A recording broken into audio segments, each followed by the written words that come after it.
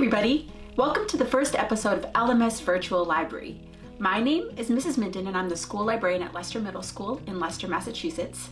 And I decided to create this daily vlog as a way to stay connected to the students and staff at my school while we are practicing our social distancing during this outbreak of the coronavirus. And I'm so glad that you're joining me today and I miss your beautiful faces. I decided to share a couple of things with you, some of the stuff that I normally do in the library since I can't do it in person, and that's why we're going virtual. Some of the things that I'm going to be sharing with you through our daily vlog are online tutorials, how to access resources that you can find for free online. I'm looking forward to getting any questions or recommendations on things as well. If you need any help with me, please reach out through email. I also plan on sharing what I'm reading, what I'm listening to, and then having daily little breaks for some fun stuff. For instance, every day I plan on doing an origami with you from this origami calendar. And I'm very excited because I got an overhead camera so I can draw and animate and do really fun stuff with you as well. I also plan on showing you some of the cool stuff that we have in the makerspace. A lot of times we don't have time to check it out, so I'm planning on showing you what we have and how you can use it when we come back to school. In addition to that, I will be sharing some of the stuff that I'm doing around my house.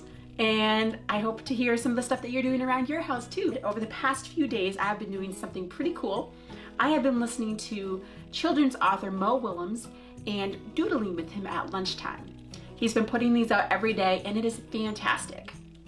And if you don't know who Mo Willems is, he created the Elephant and Piggie books and the Pigeon books and Knuffle Bunny. He actually lives in Massachusetts too.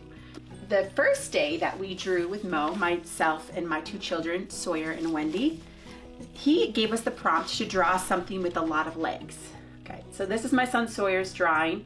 Its name is Nail, and these are all his many legs. Okay. And my daughter, you can tell, was inspired by her brother, and this is Harley. And you can see all of the legs that Harley has. And then my doodles are on the top, these little characters here that have a lot of legs. After he gave us that prompt, he showed us how to draw a pigeon. And it's actually quite easy. He broke it down step by step.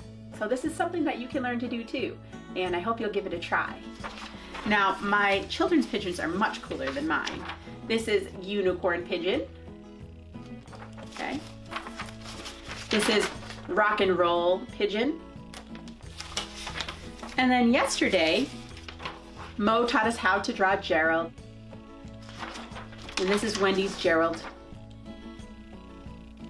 So beyond doing daily doodles with Mo, I have been working on rearranging my studio, just a place where I do stuff. And let me tell you, it's a disaster. I'm gonna cut away. Please don't judge me too hard. Here it is.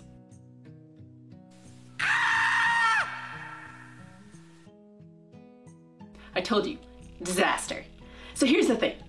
I moved back to this house. It's my childhood home, and all my siblings' stuff was still here, and my parents' stuff was still here, and now it's my job to go through everything and figure out how I'm going to store it, what I'm going to keep or recycle or donate, and that is the process that I'm in right now. And I have never had time to do it, but now I have time. I'm making the most of this opportunity, and I hope you are making the most of your time as well. And I plan on going through everything and organizing it and painting the room and hanging up cool stuff. And if you follow me on Instagram, you can help me make some of the decisions like paint color and what to put where and so forth. So I hope that you do that with me. So now I'm going to share a tutorial with you. If you did not know, you are eligible to get a Boston Public Library e-card just for living in the state of Massachusetts. You don't have to live in Boston. The only catch is you do have to be 13 years old. So for my 5th and 6th grade friends, you can follow along, maybe have your parent follow along and your parent can sign up for your e-card, but 7th and 8th graders, you can create one for yourself. This is the tutorial to show you how to sign up for a Boston Public Library e-card. And the first thing you're going to do is to go ahead and type in bpl.org in the search bar. Next, you're going to click on Services. And then you're going to go to Library Card Registration. You're going to click on e-card registration, And then you're going to go to the right and click on Register or Renew an eCard. It's going to walk you through the process here, and you're going to click on Proceed. Next, you're going to confirm that you are in fact a resident of Massachusetts, and you're going to click on Proceed. At this point, you are going to fill in your personal info. So fill it in, have somebody at home help you fill that in, and then when you're all done, you're going to click on Proceed. Next, it will ask you to fill in your birthday, your email address, and then confirm your email address and choose your PIN number. Then click Proceed. I have zoomed in the screen here so you can't see my personal information, but at this point you just want to make sure that the information you have recorded is accurate, your email address, your home address, and if it all looks good, you are going to scroll down to the bottom and click on I agree. Okay, so now you have finished registering for your eCard. Now head on over to your email that you registered with, and you'll see an email from the Boston Public Library with your library card number. At this point, you can go back to the Boston Public Library website, and you can start borrowing things with your eCard. So if you click on Books and More, you will be able to see the different types of resources that you can get here. And in future tutorials, I will show you how to log in to those various apps that will give you the movies and TV episodes and the music. And so we will be able to do that together in just a little while. Thank you for joining me for that tutorial. You can access that here on YouTube under the LMS account again, or you can access the tutorial on the library website, or I plan on putting the link to this video on my various social media accounts as well.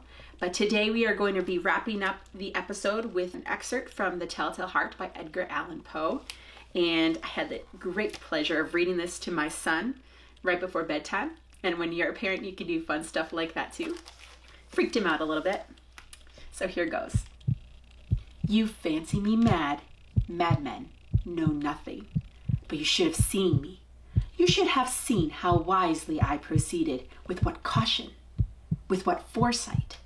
Every night, about midnight, I turned the latch of his door and opened it, oh so gently. And then, when I had an opening sufficient for my head, I put in a dark lantern, all closed so that no light shone out, and then I thrust in my head. How cunningly I thrust it in. I moved it slowly, very, very slowly, so that I might not disturb the old man's sleep. Ha! Would a madman have been so wise as this? And then I undid it just so much that a single thin ray fell upon the vulture eye. This I did for 7 long nights, every night, just at midnight. But I found the eye always closed, and so it was impossible to do the work, for it was not the old man who vexed me, but his evil eye. Thank you for joining me today. Hope to see you tomorrow.